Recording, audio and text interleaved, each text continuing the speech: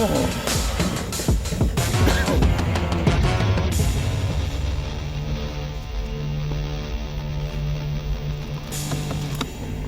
inadvertently, this episode's going to be a shorter one because I fucked up.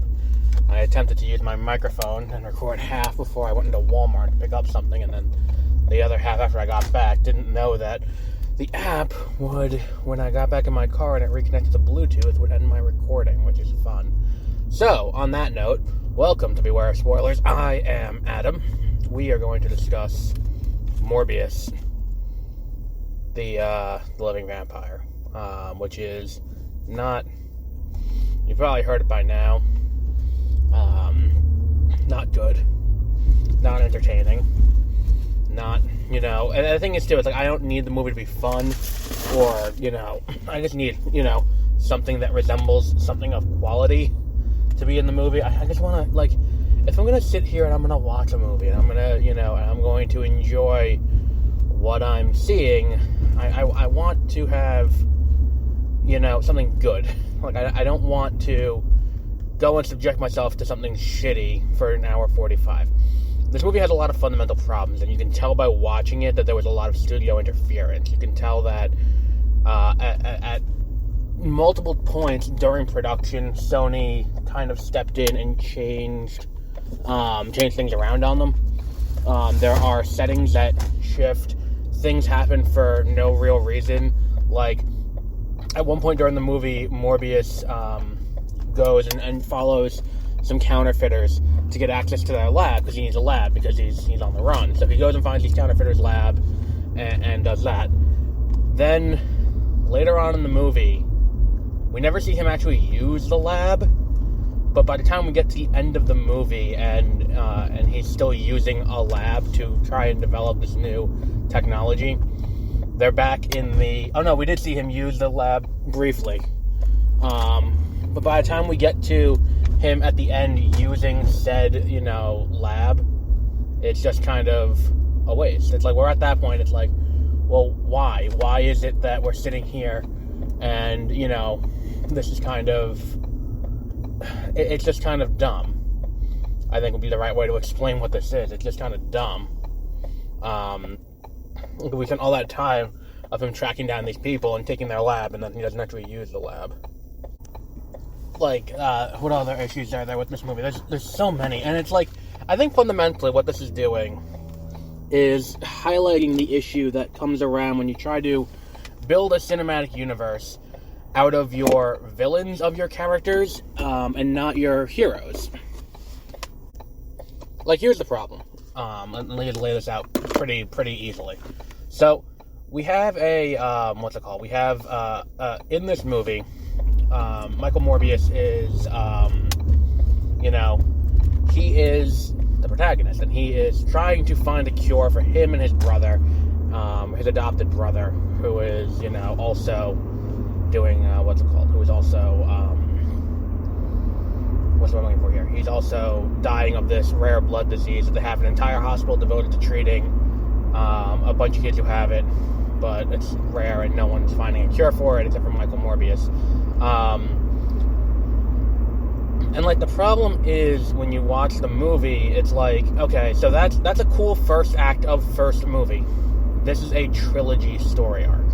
This is not a one-and-done movie story arc, because you need to develop his relationship with this brother. You need to develop his trials and his attempts to save both his and his brother's life, and all of that, and how this comes to be. It's the brother versus brother over methodology question. It's the Professor X versus Magneto. It's the Anakin versus Obi-Wan Kenobi. It is a story that's been done and done and done and done better. And here's the problem with this. It's, when you do it over the course of one movie, you don't have enough time to develop that relationship. I mean, X-Men managed to do it pretty well in the first X-Men movie, but that's because,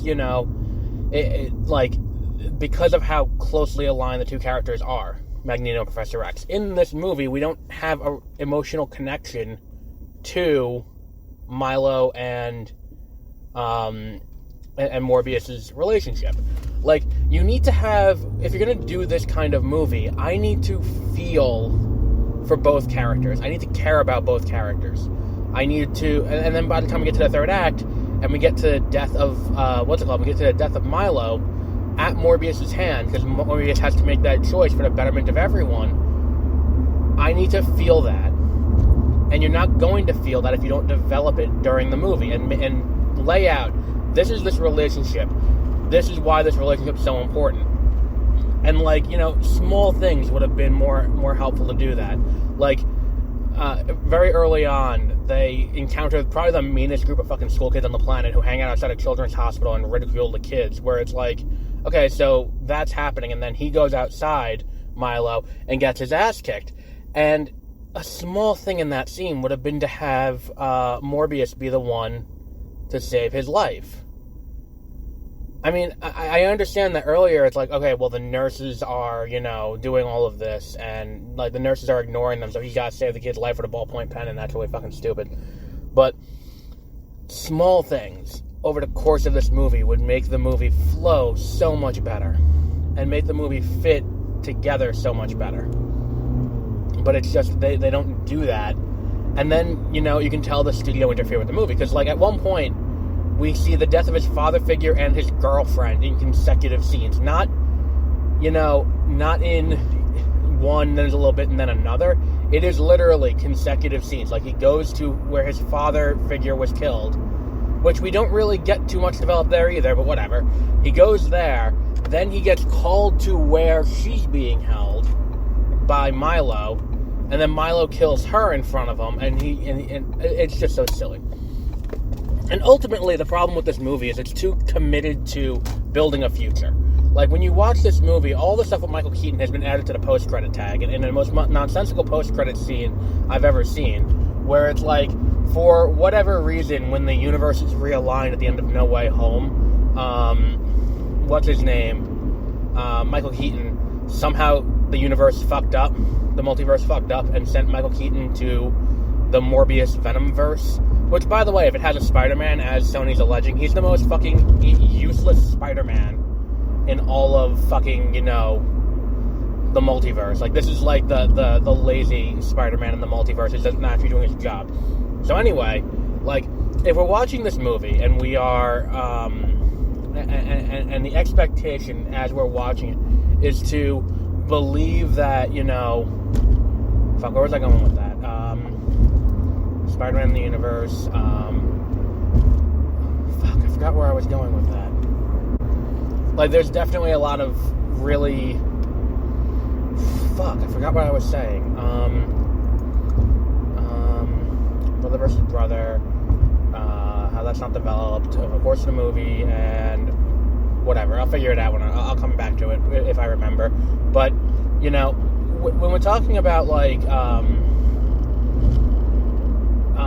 that was it. Morbius' decision at the end. Like, it's too committed on building a universe, building a Sinister Six. Whereas, like, this is the universe where Venom is. This is now where Vulture is somehow, and then he also somehow gets his wings and stuff, and he reappears with that, and he's got all of that with him too. Then there's also now Morbius, and they're trying to build a, like, off-brand Sinister Six. Like the dollar store Sinister Six. So that's, you know, all happening in this movie. And in reality, up until the third act, the resolution of the third act, the way they set it up, it's almost as if Michael Morbius is willing to kill himself at the end. Not almost, fairly explicitly. And then they make it where they put him in a situation where his suicide would be understandable. And it's just kind of like, what the fuck? Like, why wouldn't you do that? Because that would have saved the movie, I think a little bit. Like, because that's the thing. This is, you know, it's you know, it's the brother versus brother, but it's also the Dr. Jekyll and Mr. Hyde, the Incredible Hulk, the monster and the man, who and which one is really the monster, and all of that. And it's, you know, you get a little bit of that here, and when we're leading into the third act, he's, you know, creating the gobbledygook medical thing that's gonna de-blood or whatever the fuck.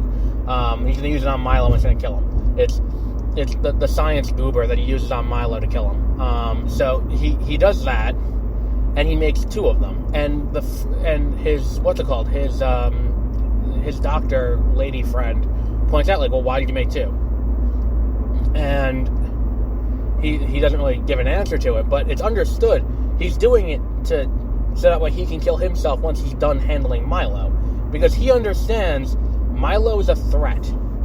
Like, not only is Milo a threat, to the point where Milo needs to be stopped and Milo needs to be put down for the betterment of everyone, he understands that he's also a threat. He understands at this point that he is as much a threat to society as Milo is, so he also needs to take that thing to put himself down too. Because one day he will become Milo, and there needs to be someone to keep him in, and he needs to be put, and he can't trust someone else to put him in check. He wants to do it himself. So, by the time we get to the third act, and now Bancroft is dead, quote unquote, until she comes back to life, but, he is, like, because she's quote unquote dead, and he has that, and now Milo is dead, and his father figure is dead, what is his purpose in staying alive? There isn't really one. They don't give a reason why he would stay alive. There's no hope that he will be able to cure whatever's happening to him. And that's another problem with the movie. What they could have done was a little sequence of him trying to find a cure for what this, like, for the issues with the bat DNA fuck up. Like, they could have done that. That would have alleviated that a little bit. And that's the thing, this movie is basically like a pressure cooker. And you have to alleviate the pressure a little bit. And the movie just doesn't do that. And there are valves available. Like, you can look around, you can be like, oh, we can do that, we can do that, we can do that, we can do that. But they don't take any of those opportunities. I don't know. It's kind of silly that all of these things kind of happen in this movie in this way. And it's just kind of like, alright, whatever. What more is there to do? And the answer is, there's really nothing. There's really nothing else they can do in this movie to fix it. The solution to fixing this movie is to make a longer movie. And to make it a trilogy. There's nothing you can do within the confines of this hour 45 movie to improve it to the point where it's watchable. What you need to do is, this needs to be spread out into 3 movies.